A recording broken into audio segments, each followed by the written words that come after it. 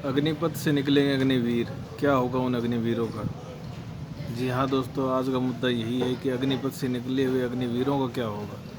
केंद्र सरकार एक नई योजना लेके आई है। पिछले 2 सालों से उसके पास कोई केंद्र सरकार में फौजियों की भर्ती नहीं थी, और जो फौजी और ये सोच के उनके लिए सरकार क्या कर रही है, उनके बारे में सरकार क्या सोच रही है, यही मुद्दा है। इस मुद्दे के बारे में आप क्या सोचते हो, उसी को लेकर आज ये बहस छिड़ी हुई है। कांग्रेस और विपक्षी दल कह रहे हैं कि इससे नुकसान होगा, बीजेपी कह रही है इससे फायदा होगा।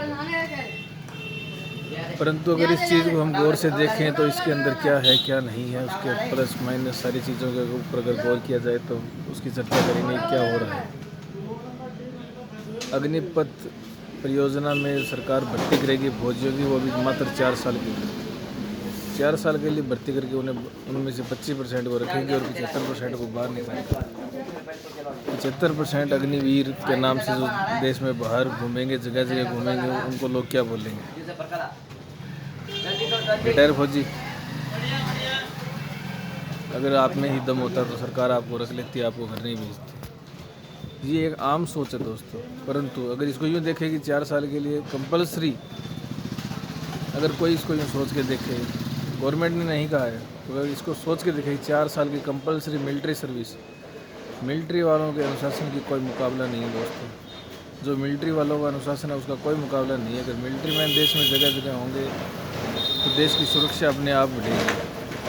आज जो समय आ गया है दोस्तों, अगर इस समय के ऊपर गौर किया जाए तो जगह जगह नशेड़ी नशेड़ी फिर रहे हैं, जगह जगह नशे का कारोबार हो रहा है, और इस नशे को कारोबार को हमारी पुलिस प्रशासन नहीं रोक पा रही है। आम लोग इसके ऊपर बोल नहीं पा रहे, तो क्या होगा। अगर ये फौजी मार्केट में होंगे, फौज वाले मार्केट में हैं, घूम रहे हैं, उनको देख के डरेंगे नशे वाले भी, क्या करें। और ये फिरेंगे थोड़ी ही।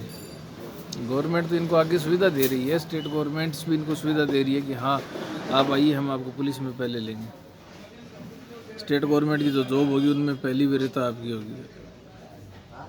तो ये तो एक प्लस पॉइंट लग रहा है मुझे तो दोस्तों। मुझे नहीं पता कि ये क्या है। मैं कभी भी मोदी भगत नहीं था, कभी भी बीजेपी सरकार का फेवर का नहीं था, परंतु एक कंपलसरी मिलिट्री सर्विस से रिलेटेड अगर कोई वर्ड आता है और उसको नाम दिया जाता है अग्निवीर का, जिसमें सारे देश को बाध्य नहीं किया जाता है कि आपको फौज में ज्वाइन होना ही होना है, ऐसा कुछ नहीं हो रहा है।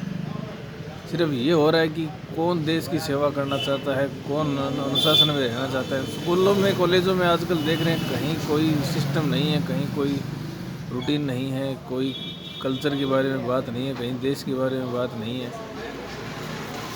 सब लड़के आस्की के चक्कर में पड़े हुए हैं, पढ़ाई से किसी का कोई नाता नहीं है, और कॉलेज करने के बाद कहते हैं गवर्नमेंट ने हमें नौकरी नहीं दी। अरे आप उस टाइम पढ़े थे क्या तो आपको नौकरी नहीं दी? तब तो आप पढ़ते नहीं और उसके बाद कहते हो नौकरी नहीं है। जब आपने पहले ही ज्ञान नहीं लिया तो अब आपको ज्ञान कहाँ से आएगा। यही चक्कर पड़ा हुआ है दोस्त, और इस चक्कर में ही गवर्नमेंट ने ये निकाला है कि अग्निवीर और अग्निपथ के नाम से जो भर्ती निकाली, और उससे जो बेरोजगार नहीं होंगे वो दोस्तों, उनको गवर्नमेंट आगे भी अपॉर्चुनिटी देगी। ठीक है कि 4 साल की सर्विस, 4 साल की सर्विस में अगर कोई आदमी नौकरी करता है, उसके घर पे 20 लाख रुपए आते हैं, 20 लाख रुपए से एक गरीब आदमी का घर चलता है, तो उसे क्या क्या सुविधा मिलती है इसका वही बता सकता है कि उसके लिए 20 लाख रुपए कितने मायने रखते हैं। और एक पढ़ने वाला बच्चा अपनी पढ़ाई भी पूरी कर ले और 20 लाख रुपए भी कमा ले, तो वो उसके बाद अपने करियर के बारे में भी सोच सकता है कि तुझे क्या करना है क्या नहीं करना।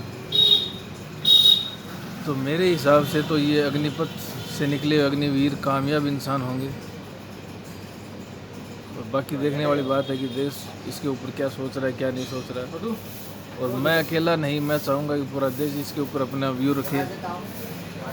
मैं मोदी सरकार के कई फेवर में, आज तक मेरे को इनकी कोई पॉलिसी अच्छी नहीं लगी, परंतु ये एकमात्र ऐसी पॉलिसी है जो मुझे अच्छी लगी, और इसलिए मैं इस पर अपना विचार रख रहा हूँ। ये अच्छी पॉलिसी है और इसका स्वागत करना चाहिए। जो युवा हैं मानते हैं कि उनको ये लग रहा है कि रेगुलर भर्ती नहीं है।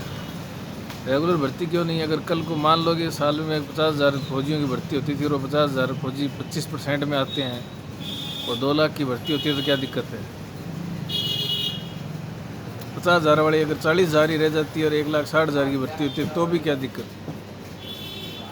बाकी देश को युवा फौजी मिल रहे हैं, युवा फौजी मिलेंगे तो उनका जोश और जज्बा अलग होगा। इसी को देखते हुए मेरे ख्याल से गवर्नमेंट ने ये पॉलिसी निकाली है। तो देश में शांति व्यवस्था होनी चाहिए और जो युवा मेरे साथी हैं, दोस्त हैं, भाई हैं, उनको शांति रखनी चाहिए। मैं भी एक बेरोज़गार हूँ, 32 साल की उम्र हो गई है मेरी, आज तक जॉब लगी नहीं है, अभी भी ट्राई कर रहा हूँ। परंतु इसका मतलब ये नहीं है कि मैं गवर्नमेंट को कोसूँ कि गवर्नमेंट ने मुझे नहीं लगाया। अरे भाई, मेरे में दम नहीं था इसलिए मैं रह गया। आप में दम होगा तो आप परमानेंट वालों में भी गिनती आएगी। और दम तो है ही, अगर आप फौजी भर्ती और दम है ही, उसके बाद आपको दूसरी जॉब भी मिलेगी, उसमें भी प्रावधान मिलेगा, उसमें भी आरक्षण मिलेगा, आप उसका बेनिफिट उठा सकते हो। और अगर पैसे हैं तो आप गवर्नमेंट जॉब के बारे में ही थोड़ी सोचोगे, यार कुछ और भी तो कर सकते हो। पैसा सब कुछ सिखाता है, पैसा नहीं होता तो इंसान कुछ नहीं कर सकता। अगर हाथ में पैसा है तो बहुत कुछ कर सकते हैं। तो मेरे हिसाब से गवर्नमेंट ये नहीं चाहती कि आपको बेरोजगार करें, मेरे हिसाब से गवर्नमेंट ये चाहती है कि आपके हाथ में भी पैसा है। अगर वो रिटायर होने वालों के हाथ में पैसा होगा तो वो रिटायर नहीं होंगे, वो देश के लिए कुछ करेंगे दोस्तों। बाकी सबकी अपनी अपनी राय है, अपनी अपनी सोच है। तो आप भी अपनी राय रखिए, कमेंट कीजिए, और अगर वीडियो अच्छी लगी हो तो लाइक कीजिए, शेयर कीजिए, सब्सक्राइब कीजिए। थैंक यू दोस्तों। जय हिंद, जय भारत, जय माँ भारती।